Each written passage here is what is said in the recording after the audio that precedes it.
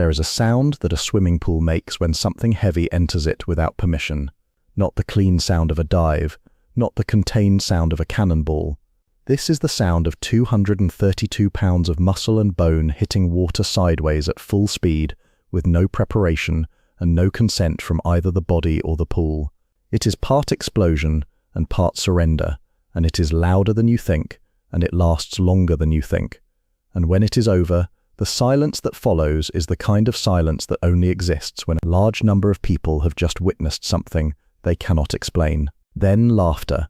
One voice, deep, from somewhere below the chest.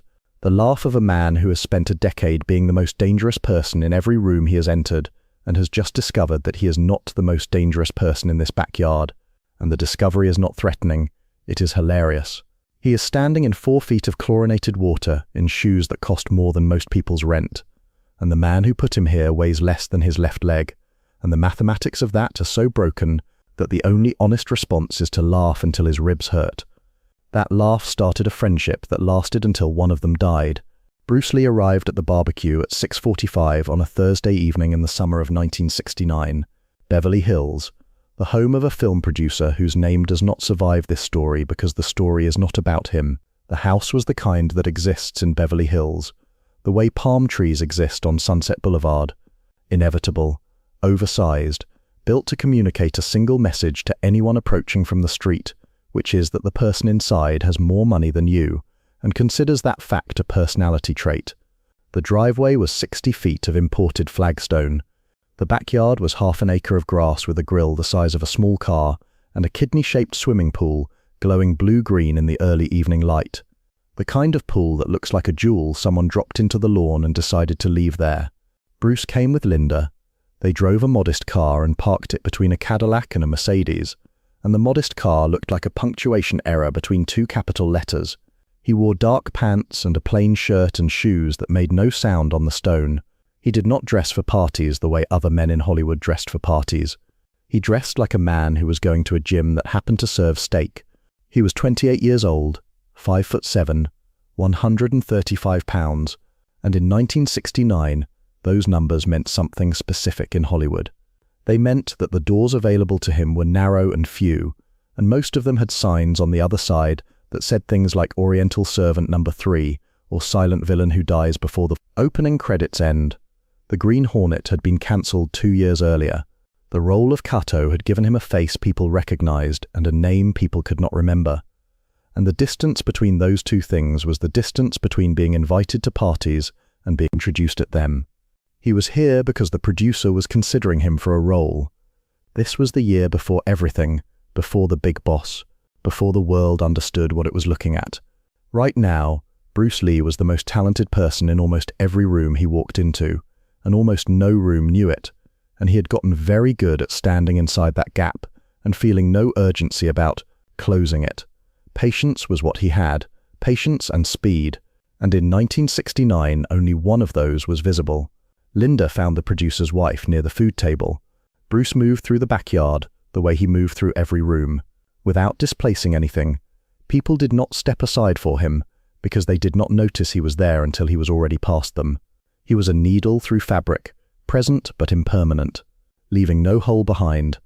He found a spot near the pool where his back was to a low hedge and his sight line covered the entire yard. He scanned the space once, eyes left to right, the layout, the distances, the pool, the placement of chairs, the exits. He did this everywhere. Restaurants, parking lots, grocery stores. It was automatic. The function of a nervous system that had been trained to map rooms before the conscious mind decided whether the room was safe. He stood there holding a glass of water, watching a party full of people whose careers were moving and whose faces were on posters and whose names appeared in credits above the title. And he waited, because waiting was what he was built for, because patience is what a man develops when his talent exceeds his opportunity by a margin so wide that impatience would destroy him. The party had been going for 2 hours. Bruce had spoken to 4 people, brief conversations, the kind where the other person is looking over your shoulder for someone more famous, while pretending to listen. He did not mind. He had been having this conversation for 3 years, and he had learned to read the exact moment when the other person's attention left, and he always let them go before they knew he had noticed. At 7:15, a car pulled into the driveway. Bruce heard it before he saw it. A large engine, American. The kind of engine that announces itself the way a church bell announces itself, not to inform, to declare. The engine cut. A door opened. One door, one person. It closed with the heavy finality of a door on a car that was built when cars were built like furniture. Solid, permanent, meant to last longer than the decade that made it. Footsteps on the flagstone, heavy, even, spaced in a rhythm that Bruce's trained ear read immediately. A man over 200 pounds walking at a pace that said he was in no hurry and had never been in a hurry and did not intend to start tonight. The man came around the side of the house through the garden gate and entered the backyard. Every person at the party looked at him, not because they chose to, because the alternative was not available. Looking away from this man when he entered a space was like looking away from a building when it is on fire. The information is too large to ignore. He was 6 feet 2 inches tall. He weighed 232 pounds, and none of those pounds were decorative. They were structural, load-bearing, distributed across a frame that looked like it had been engineered by someone who understood that the human body is a vehicle and had decided to build the version that wins races and survives collisions and frightens the other vehicles into pulling over. His shoulders were wide enough that he turned slightly to pass through the garden gate. His neck rose from his shoulders at an angle that suggested the muscles connecting his head to his torso were not muscles but bridge cables. His forearms below rolled sleeves looked like they were made from the same material as the flagstone driveway. Dense, smooth, harder than flesh has any right to be. He moved with the economy of a man whose body had been used professionally, not for appearance, for function, for the conversion of fuel into forward motion at speeds that other men's bodies could not achieve and could not stop. Every step was calibrated, zero wasted motion. The mechanical efficiency of a man who had spent 9 seasons running into other men at full speed and had learned exactly how much energy every gesture costs and had eliminated every gesture that cost too much.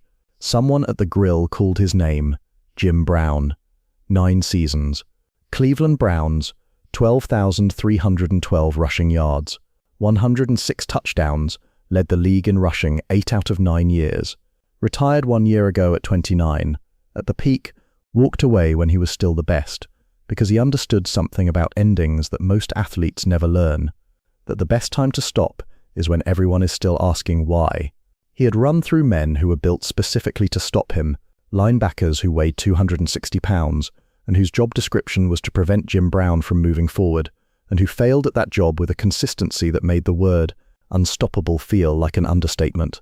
He did not go around them. He went through them. He gave them his 232 pounds at full speed, and the collision happened, and after the collision Jim Brown was still moving, and the linebacker was not. That math was the same every Sunday for 9 years. Now he was an actor. He was in Hollywood because the same body that had destroyed defensive lines looked extraordinary on camera, and the same face that had been unreadable behind a helmet was even more unreadable in a close-up, and Hollywood calls unreadable. Charismatic when it does not want to explain what charisma actually means. Jim got a drink. Someone handed it to him. He did not go to the bar. The drink came to him. Things came to Jim Brown. Drinks, conversations, attention. People moved toward him the way smaller objects move toward larger objects in space. Gravitationally, he worked his way across the backyard, shaking hands, accepting compliments about football, with the patience of a man who has answered the same questions 1,000 times. His path took him on a diagonal from the garden gate toward the grill, and the diagonal passed within 6 feet of the swimming pool, and within 6 feet of the swimming pool was Bruce Lee holding a glass of water, and watching Jim Brown with an expression that was not admiration, and was not intimidation, and was something Jim Brown had almost never seen directed at him in his life. Assessment. Bruce Lee was reading him. The center of gravity, the foot placement, the weight distribution between heel and ball on every step, the rotation of the hips, the way the shoulders moved independently of the rib cage. He was reading Jim Brown's body, the way a mechanic reads an engine. Not for beauty, for function, for the answer to a question Bruce Lee asked about every body he encountered. Where are the openings, and where are there none? A mutual acquaintance appeared, the kind of person who exists at Hollywood parties specifically to introduce people to other people and take social credit for the connection. He said Jim's name, he said Bruce's name, He said the words martial arts and incredible, and none of it mattered because the two men had been looking at each other for 45 seconds, and the introduction was a formality performed for someone who did not understand that the conversation had already started. Jim Brown extended his hand. Bruce Lee took it. Jim's hand was enormous. His palm was wide enough to hold a football one-handed, while three men tried to take it away. His fingers wrapped around Bruce's hand with the casual completeness of a man who could crush what he was holding and had decided not to. But Bruce's grip surprised him, not the strength, the density. Jim had shaken hands with offensive linemen and powerlifters, and men whose entire identity was built on their grip. Bruce's hand did not feel strong the way those hands felt strong. It felt concentrated, like shaking hands with a fist-sized piece of iron that had been wrapped in skin and heated to body temperature. Every pound of force in that handshake was placed exactly where it was intended, and nowhere else. Jim looked at his own hand after them subtly. The way you check your hand after picking up something heavier than it looked. They stood by the pool. The party continued around them. The sun was dropping. The pool light was on, and the water glowed, and the light reflected upward onto both men's faces and made them look like they were standing inside a scene from a movie that nobody had written yet. They began to talk. The first layer was polite. Movies, Hollywood. The roles available to a black man and the roles available to a Chinese man, and the narrow overlap between those two categories, which was almost zero, but somehow occupied the same emotional territory. Both men had been offered the same role by different casting directors. The role of a body that performed, a body that impressed, a body that was never allowed to be the lead because the lead looked different. Jim said he had left football for acting because he wanted to choose which rooms he walked into. Bruce said he had come to Hollywood for the same reason, and the rooms kept choosing for him instead. The second layer was physical. Jim asked what martial arts actually was. Not the movie version, not the demonstration version, the real version. What happens when it is not choreographed and the other man is trying to hurt you? Bruce explained, not with philosophy, with physics. He talked about vectors, about angles of force, about the principle that you never meet power with power because the bigger man wins that equation every time, and Bruce Lee was never the bigger man. You meet power with geometry. You let the force come and you change its address. You give it somewhere to go that is not through you. Jim listened. He was not dismissive. He was skeptical the way a man who has been the most powerful runner in professional sports for a decade is skeptical of anyone who claims that power can be rerouted. Because in Jim Brown's world, power went where power wanted to go. He ran through men, not around them. He gave them his weight at full speed, and they moved or they broke. That was his truth. It was a truth built on 9 years of evidence, and 106 touchdowns and 12,000 yards of proof. He looked at Bruce Lee, 135 pounds, 5'7", standing next to a pool in Beverly Hills, holding a glass of water, and Jim Brown said something, not to be disrespectful, to be honest, because Jim Brown did not know how to be anything other than honest, and did not see a reason to learn. That is interesting, but it would not work on a real hit. Bruce looked at him. His expression did not change. His breathing did not change. The glass of water in his hand did not move. What is a real hit? Jim explained. An NFL tackle, full speed, full commitment, 232 pounds driving forward, with the intention of putting you on the ground, not a punch, not a kick, a collision. The kind of force that happens between two men who are both moving and one of them stops and the other does not. Martial arts would not survive that. Jim said, no disrespect, but you are 135 pounds. I have run through men who weigh 70 pounds more than you, and they could not stop me. A linebacker has one job, stop Jim Brown. They trained their entire lives to do that job, and they could not do it. You cannot redirect what you cannot survive. The people around them had gone quiet, not because they expected a fight, because Jim Brown and Bruce Lee were talking about fighting, and the combination of those two names in the same sentence created a gravity that pulled the attention of every person within earshot. Bruce took a sip of water. He looked at Jim. He looked at the swimming pool behind Jim. The blue-green glow, the calm surface, the water that did not know what was about to happen to it. He looked back at Jim. He said 2 words. Hit me. Jim Brown laughed, not the deep laugh from the pool. A different laugh, shorter, harder. the laugh a man makes when someone has said something that sits exactly on the border between courage and stupidity, and he cannot determine which side it falls on. He looked at Bruce Lee, 135 pounds, standing 6 feet away, holding a glass of water, the pool behind him glowing blue-green in the early evening light. "You serious?" Bruce did not smile. His feet had not moved, but something about his body had changed. Something so subtle that only a man who had spent 9 years reading the bodies of men who were trying to stop him would notice it. His weight had shifted, not forward, not backward, into the ground, as if his feet had grown roots through the flagstone and into the earth beneath it, while Jim Brown was still deciding whether this was a joke.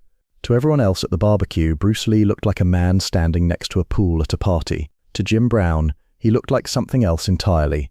He looked like a man who had already finished the math on what was about to happen and was waiting for the other variable to catch up. "I have never been unserious about this," Bruce said. Jim Brown put his drink down on the edge of a table. He looked at Bruce for 3 more seconds, reading him, looking for the flinch, the hesitation, the micro-expression that tells you a man has made a bet he does not actually want to honor. He found nothing. Bruce Lee's face was as readable as a closed door. Jim took 3 steps back. The crowd adjusted, not dramatically, casually, the way people at a barbecue move when something interesting is about to happen near the pool. Some of them were smiling, a few were concerned. One woman said something to her husband, and her husband shushed her without looking away. The producer was standing near the grill holding a spatula, and his mouth was slightly open, and the burger on the grill behind him was burning, and he did not notice. 8 feet of flagstone between Jim Brown and Bruce Lee. Behind Bruce Lee, 6 feet of pool deck. Behind the pool deck, the swimming pool. Kidney-shaped, blue, calm, completely unaware that it was about to become part of a story that would be told for decades. Jim Brown settled into a stance that every football fan in America would recognize. His knees bent, his center of gravity dropped, his weight moved to the balls of his feet. His shoulders came forward, and his chin tucked, and his arms positioned themselves at his sides in the exact configuration that had preceded 106 touchdowns. The same stance he took behind the line of scrimmage, 1,000 times while 80,000 people screamed, and 11 men on the other side of the ball understood that what was about to happen to them was not personal, but it was going to hurt anyway. 8 feet. That is nothing for a man who covered 40 yards in 4.5 seconds and hit the line of scrimmage with the force of a small car traveling at 20 miles per hour. 8 feet was 1 step and a half. 8 feet was less than a second. 8 feet was the distance between standing still and full speed, and Jim Brown could close 8 feet before most men could close their eyes. The backyard went quiet.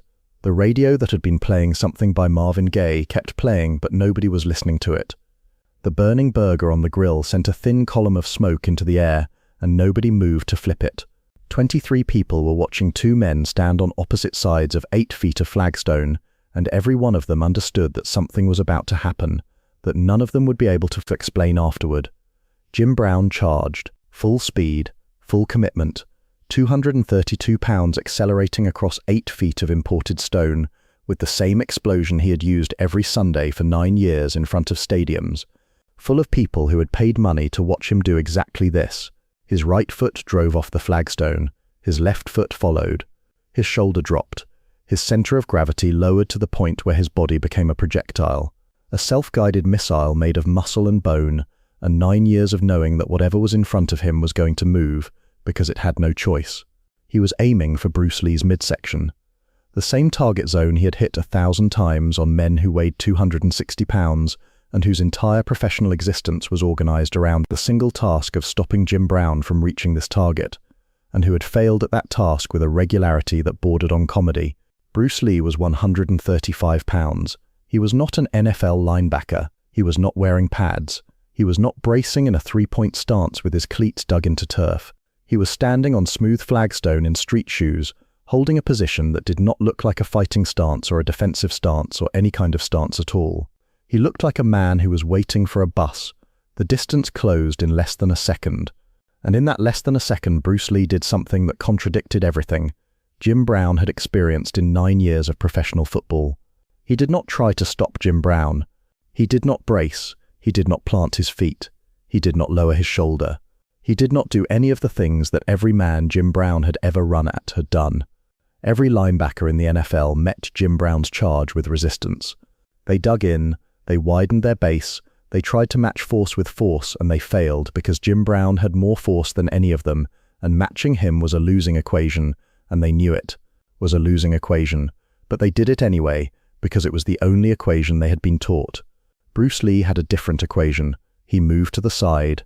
Not far, 18 inches, maybe less, a single step that began at the exact moment when Jim Brown's weight committed fully forward, and his momentum crossed the threshold where his body was no longer steering. The moment between launch and arrival, where physics owns the body and the brain, is a passenger looking out the window of a vehicle it can no longer control.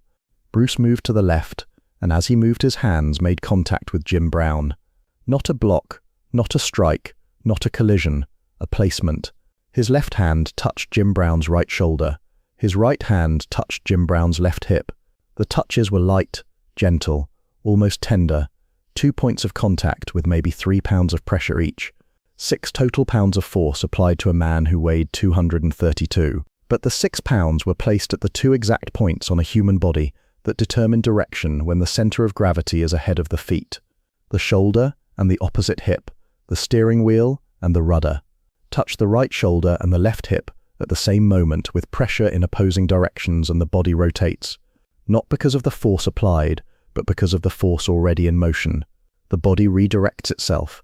The energy that was traveling in a straight line begins traveling in a curve, and the curve goes wherever the hands suggest it should go. Bruce Lee's hand suggested the swimming pool. Jim Brown rotated 90 degrees. His straight line became a curve. His 232 pounds of forward momentum changed direction without slowing down, and the new direction pointed at 5 feet of pool deck, and then nothing. Then air, then water. Jim Brown went into the swimming pool sideways. The splash was enormous.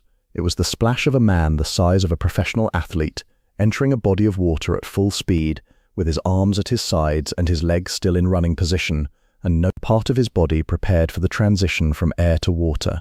The pool erupted. Water launched upward and outward in every direction. It cleared the pool deck. It reached the grass.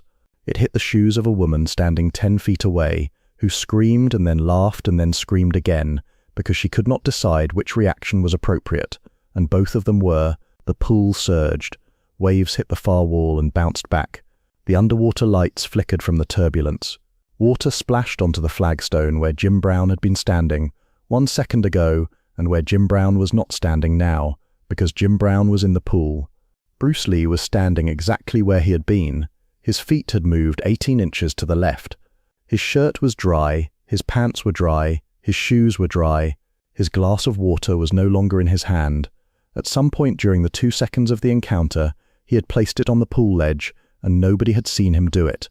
Nobody had seen him do it, because nobody can watch 2 things at the same time, and the 232 pounds of Jim Brown traveling toward a swimming pool was the thing that every eye in the backyard had chosen to follow.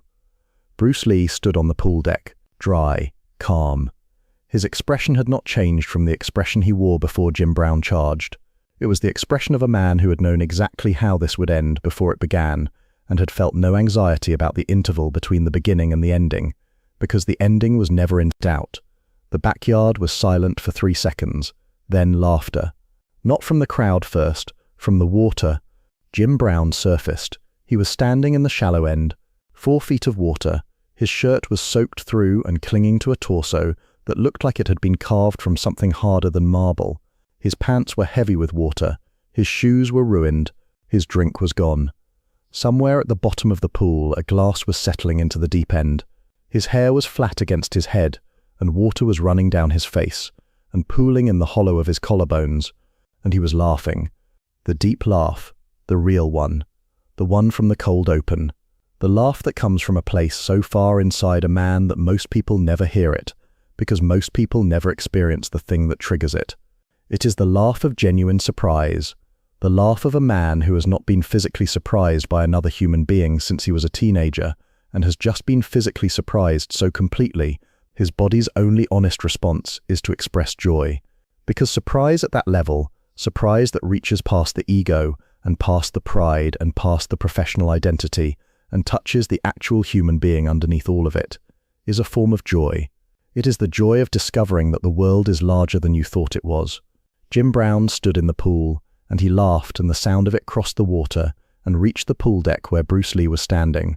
And Bruce Lee did something that nobody at the barbecue expected. He smiled. Not the polite smile he used at parties, not the professional smile he used in meetings with producers who were going to waste his time. A real smile. Small, brief. The smile of a man who has just done something perfectly and allows himself one moment of satisfaction before returning to his normal state of controlled stillness. Jim Brown looked up at Bruce Lee from the water running down his face. Eyes bright, the laughter subsiding into something warmer and steadier. "Do that again," Jim said. Bruce looked at him. "Get out of the pool first." The crowd erupted. 23 people who had been holding their breath released it simultaneously, in laughter and applause, and the sound of it broke the tension. And suddenly the barbecue was a barbecue again, except now it was a barbecue with a story. The kind of story that every person present would tell at dinner parties for the next 30 years. The night Jim Brown went into the swimming pool. The night the smallest man at the party put the biggest man at the party into the water. The night 232 pounds learned what 135 pounds could do when the 135 pounds knew something. The 232 pounds did not. Jim climbed out of the pool. Water poured off him. Someone handed him a towel. Someone else handed him a fresh drink. He took both.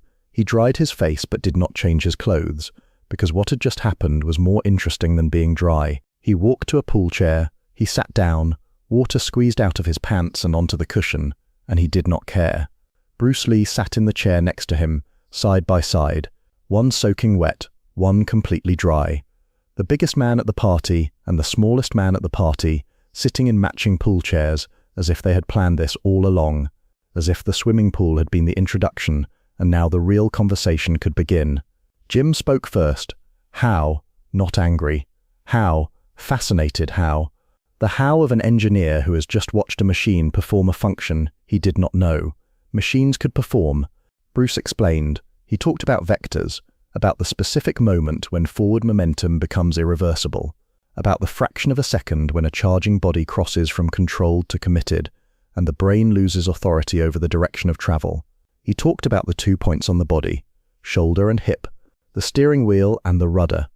He said that when those 2 points receive opposing pressure at the moment of full commitment, the body does not fight the redirection.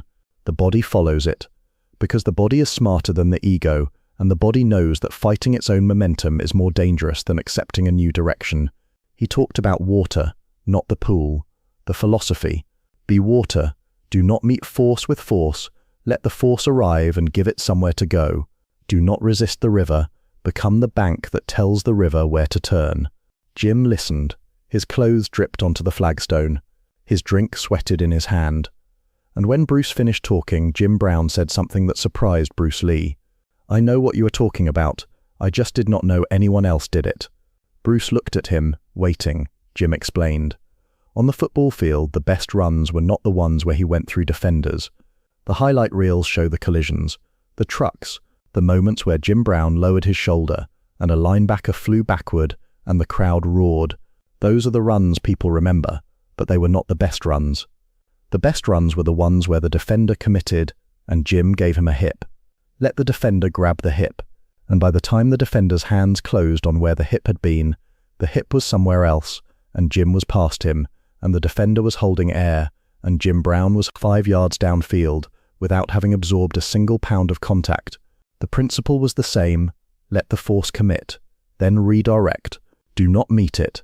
Guide it. Give it a destination that serves you instead of one that serves the attacker. Bruce Lee stared at him. His expression had changed. Not dramatically, the way a lens changes when it focuses, the slight tightening that happens when something blurry becomes clear. He was not looking at Jim Brown as a large man who had doubted him.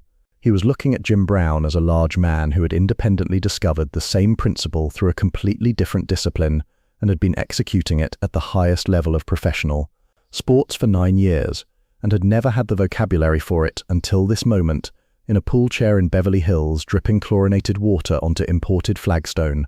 Different school, Bruce said. Same class. Jim nodded.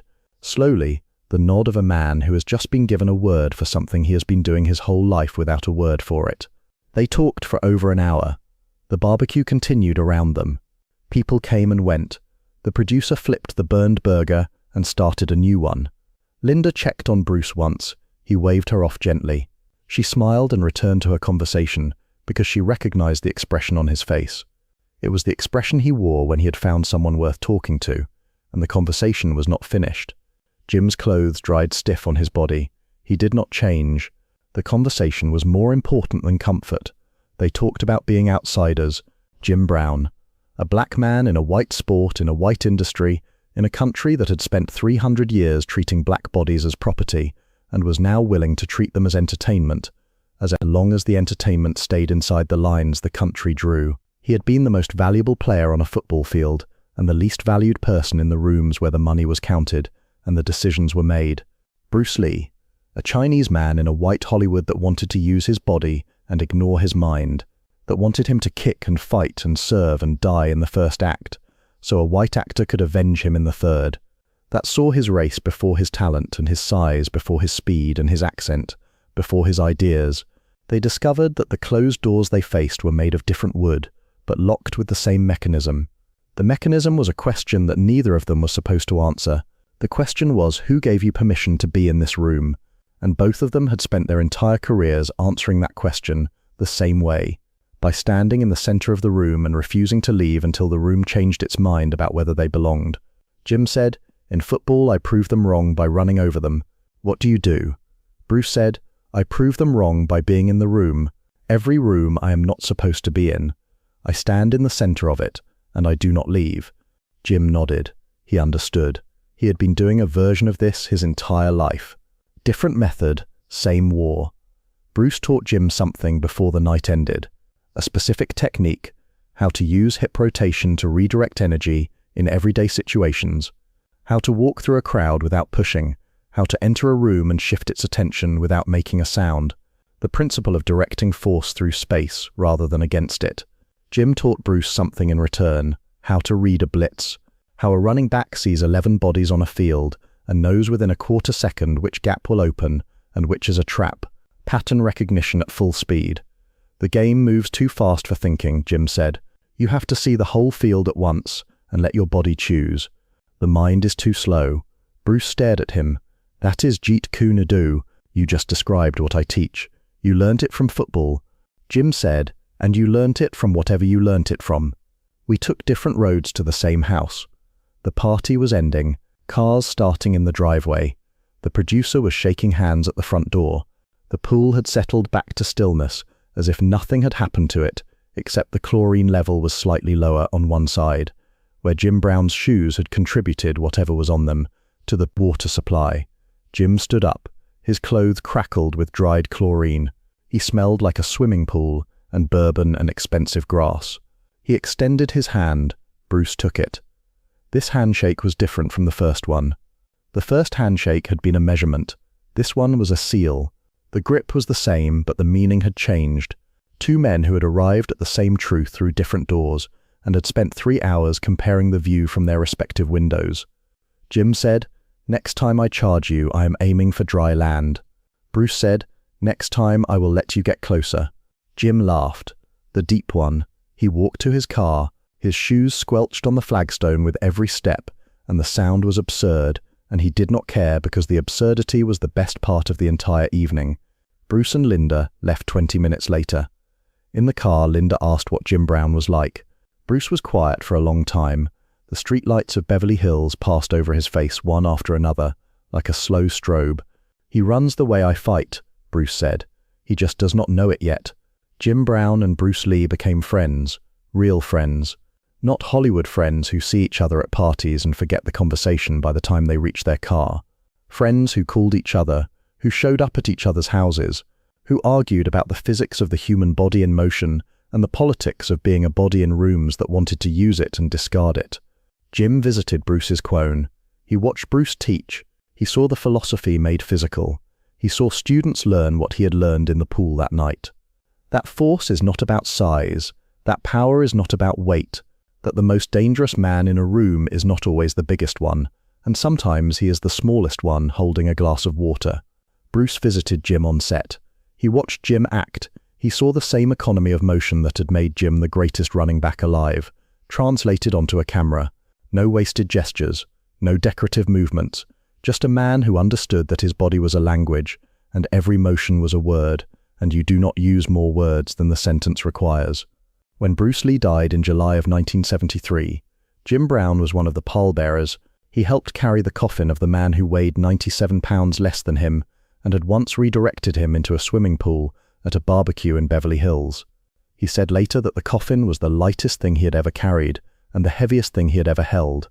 He said one other thing. Years later, at a dinner, someone asked him about the greatest athlete he had ever met. They expected him to say a football player, a boxer, a basketball player, a man whose body matched his own in size and power. Jim Brown said a name that surprised the table. They asked him why. He said, "Because he was the only man I ever met who could move 232 pounds without touching them. He moved me with 6 pounds of pressure, and the swimming pool did the rest. I have been tackled by every great linebacker in the NFL, and none of them moved me the way that man moved me, because they tried to stop me. He did not try to stop me. He just changed where I was going." And that is the difference between strength and intelligence. Strength tries to stop things, intelligence redirects them. And that little man in Beverly Hills was the most intelligent body I have ever stood in front of. The narrator returns to the pool, the barbecue, the splash, the laughter that started a friendship. Two men who were told they were too much for the rooms they were in. They were in, too black, too Chinese, too strong, too small, too dangerous, too different. They met at a barbecue in Beverly Hills in 1969. One of them ended up in the pool. Both of them ended up in history. And between the splash and the laughter, a friendship started that was worth more than every fight either of them ever won. Because the splash was 2 seconds, the laughter was 10. But the friendship was 4 years. And in those 4 years, two men who the world tried to make small made each other larger, not with fists, not with tackles, with the quiet recognition that the man sitting in the chair next to you understood the war you were fighting because he was fighting the same one from a different trench. That is what the pool remembers, not the splash, not the physics, not the redirection of 232 pounds by 6 pounds of pressure. The pool remembers two men sitting side by side in matching chairs, one wet, one dry, both exactly where they were supposed to be,